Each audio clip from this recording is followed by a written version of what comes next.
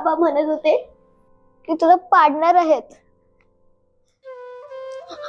माझ्या सगळ्या मित्रमैत्रिणी दुसऱ्या शाळेत गेल्या. आता आपली कधीच भेट होणार नाही. मलाही तसंच वाटतंय.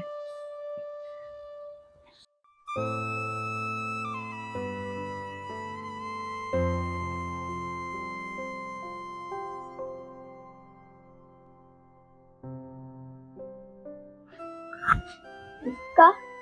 तुझी पण मराठी शाळा पाडतायत? फक्त शाळाच नाही, संपूर्ण मराठीवरच घाला घालतात. म्हणजे मराठी माणसाचं अस्तित्वच मिटवायला निघाले. ज्या भाषेत ज्योतिबा, कर्मवीर भाऊराव पाटील, भीमराव घडले, ज्या शाळेत मुक्ता, फातिमा घडल्या,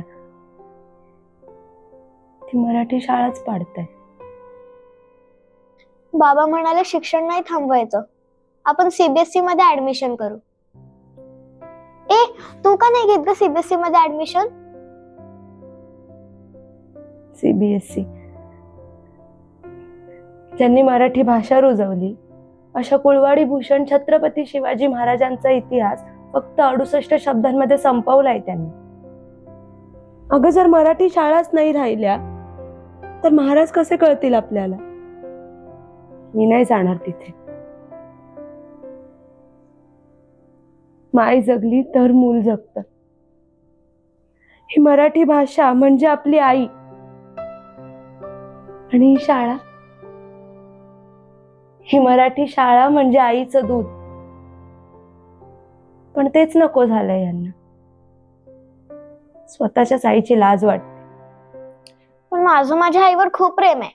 मी नाही जाणार तिथे. मी बाबांना सांगेन मी मराठी शाळेतच शिकणार. बाळा, चल निघायचं आपल्याला. हो, आले. मी मुक्ता, तू? मी साऊ. सांग.